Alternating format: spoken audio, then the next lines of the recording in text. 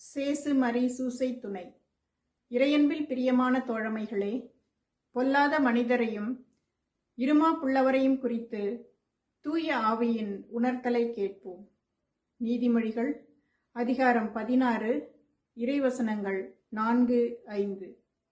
ஆண்டவர் படைத்த ஒவ்வொன்றிற்கும் குறிக்கப்பட்ட ஒரு முடிவு உண்டு. பொல்லாத மனிதரை அழிவு நாளுக்கென்று குறித்து வைத்திருக்கிறார். இருமா புள்ளவர் யாராயிருந்தாலும் அவரை ஆண்டவர் அருவருக்கிறார். அவர் தண்டனைக்கு தப்பவே மாட்டார். இது உறுதி. ஆம் சகோதர சகோதரிகளே, ஆண்டவர் படைத்த உயிருள்ள உயிரற்ற எல்லாவற்றிற்கும் ஒரு குறிப்பிட்ட முடிவு உண்டு.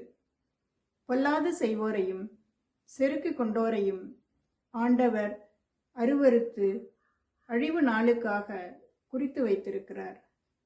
ஆயினும் அவர்களின் மனமாற்றத்திற்காக பொறுமையுடன் காத்திருக்கிறார். அப்படி அவர்கள் மனம் மாறாத பட்சத்தில் அவர்கள் தண்டனையிலிருந்து தப்பவே முடியாது. எனவே அழிவு தரும் தண்டனையில் இருந்து நாம் தப்பித்துக்கொள்ள, குறிப்பாக இத்தவ காலத்தில் செருக்கு கொள்ளுதல், தீங்கு செய்தல் போன்றவற்றிலிருந்து நம்மை காத்து மீட்பு பெற்றுக்கொள்ளும்படி அவரிடம் வேண்டுவோம். இறைவன் என்றென்றும் வாழ்த்து பெறுவாராக. ஆமென்.